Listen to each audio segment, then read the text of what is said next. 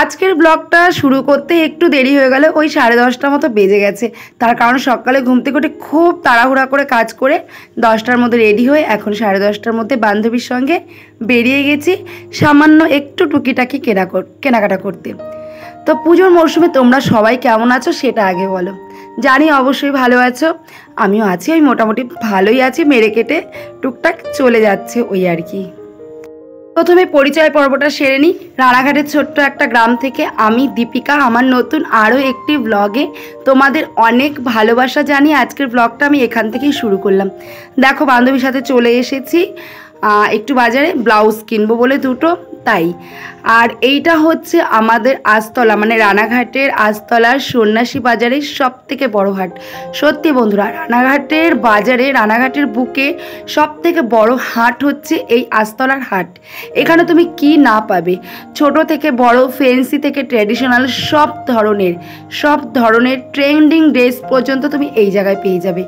সমস্ত ধরনের sari, blouse, kurti, churidar, nightie, leggings, jeggings, palazzo, যাবতীয়, শুধু মেয়েদের নয়, ছেলেদের, বাচ্চাদের, বয়স্কদের, মানে সব্বার জামা কাপড়। অনেক দূর দূরান্ত থেকেও কিন্তু এখানে সবাই আসে কেনাকাটা করতে।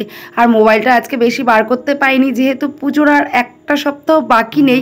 হাটে প্রচণ্ড পরিমাণে, মানে এত পরিমাণে ভিড়, মোবাইলটা বার করতে ভীষণ পরিমাণে ভয় লাগছিল। কারণ বলো, একটা হাটে সমস্ত ধরনের লোকজনই কিন্তু থাকে। যেমন কেউ কেউ জামা কাপড় কেনাকাটা করতে আসে, কেউ কেউ কিন্তু চুরি করতেও আসে। এটা কিন্তু একদম বাস্তব, কারণ এই হাটে এরকম ঘটনা অনেকবার হয়ে গেছে।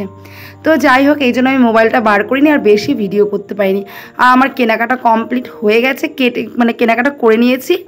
আর খিদে পেয়ে গেছিলো, একটু ঘুগনি খেয়ে নিয়েছিলাম। আর বাড়ি ফেরার পথে বান্ধবী খাইয়েছিল একটা পেপসি, সেটা খেতে খেতে চলে এসেছি বাড়িতে। বাড়িতে তো চলে এসেছি, কেনাকাটা তো হয়ে গেছে। আর শুধু কেনাকাটা করলে তো হবে না, খেতে তো হবে বলো। প্রচণ্ড খিদে পেয়ে গেছে। সকালে ওই ওটস খেয়ে বেরিয়ে চলে গেছিলাম, তো ওটস তো আর বেশিক্ষণ পেটে থাকে না।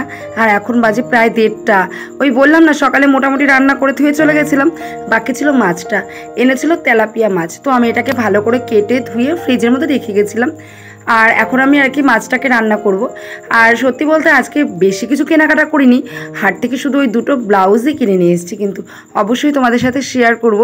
আর এর আগের দিন কিন্তু আমি বাজার থেকে শাড়ি কিনে এনেছিলাম, সেটা তো তোমাদের সাথে শেয়ার করা হয়নি। তো ভাবছি আজকে শাড়ি আর ব্লাউজ দুটো একসাথে তোমাদের সাথে আমি শেয়ার করে দেবো। তো আজকে এই মাছটাকে, তেলাপিয়া মাছ, জানো তো আমার ভীষণ ভালো লাগে, খুব প্রিয় আমার এই তেলাপিয়া মাছ। আমাদের এই শ্বশুরবাড়িতে যখন আমি বিয়ে হয়ে আসি, তখন ওরা অনেক ধরনের মাছ খেত না। আর আমি আসার পর সমস্ত ধরনের মাছ খেতে খেতে একটা মানে অন্যরকম পরিবর্তন চলে এসেছে খাওয়া দাওয়ার মধ্যে। কারণ আমি খাই, এবার আমার জন্য আনতে আনতে ওদের রান্না করে একটু একটু করে দিতাম, দিতে দিতে ওদেরও বেশ ভালো লেগে গেল। তখন থেকে কিন্তু ওরাও খাওয়া শুরু করে দিল, এবং আস্তে আস্তে ধীরে ধীরে কিন্তু আমার শ্বশুরবাড়িতে সমস্ত ধরনের মাছ, মাংস, যাবতীয় রান্নাবান্নাই কিন্তু এখন হয়ে থাকে। আর প্রথম যখন আমার বিয়ে হয়ে এসেছি, আমার শ্বশুর শাশুড়ি মা তেমন মাংস, মানে তেমন কি, ওরা মাংস খেত না, সমস্ত ধরনের মাছ খেত না। এই জন্য সব ধরনের রান্না ওদের বাড়িতে হতো না, মাংস ঢুকতো না বললেই চলে। আমার বিয়ের পর থেকে কিন্তু সমস্ত রান্নাবান্নাই এ বাড়িতে হয়। আমার শ্বশুর মশাইও মাংস খাওয়া শিখে গেছিলো, উনিও মাংস খেতেন। তো যাই হোক, গল্পে গল্পে সত্যি বলতে একটা বউ আসলে তো অবশ্যই সংসারে পরিবর্তন ঘটে, এটা কিন্তু একদম 100% শিওর। কারণ এক জায়গার মানুষ আরেক জায়গায় আসে, তার নিত্য নতুন রান্নাবান্না, তার নিত্য নতুন চালচলন, সেগুলো এসে এখানে প্রেজেন্ট করে, এবং দুটো মিলেমিশে একাকার হয়ে যায়। তখন বৌমার জিনিসটাও শাশুড়িদের ভালো লাগে, শাশুড়িদের জিনিসটাও কিন্তু বৌমাদের ভালো লাগে। সব মিলিয়ে মিশিয়ে কিন্তু সংসারটা দিব্যি মজা চলতে থাকে। রান্না করে নিয়েছি, দুজনে খেয়ে নিয়েছি, খেয়ে দিব্যে একটা ঘুম দিয়ে নিয়েছি। আর তারপর একটু মেশিন চালিয়েছিলাম। আর এখন সন্ধ্যাবেলা একটু চা করে নিলাম, কারণ শাশুড়ি মা রয়েছেন, উনি দুপুরবেলা আজকে ভাত খাননি। আমি বাড়িতেও ছিলাম না, আর ওনার নাকি খিদেও পাইনি, উনি ভাত খাননি। তো এখন এর জন্য চা বানিয়ে দিলাম তোমাদের দাদাভাইকে আর শাশুড়ি মেয়েকে 2 কাপ চা করে দিলাম। আর এখানে পেঁয়াজ দিয়ে, লঙ্কা দিয়ে, চানাচুর দিয়ে বেশ জমিয়ে একটু মুড়ি মাখা করে নিলাম।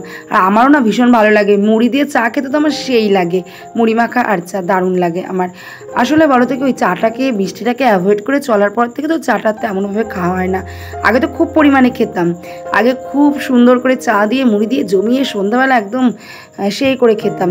তো যাই হোক, ওদের চা আর মুড়িটা দিয়ে দিলাম। আর এখানে বাবু পড়ার থেকে চলে এসেছে, বাবুর জন্য একটু দুধ চাল দিয়ে দিচ্ছি।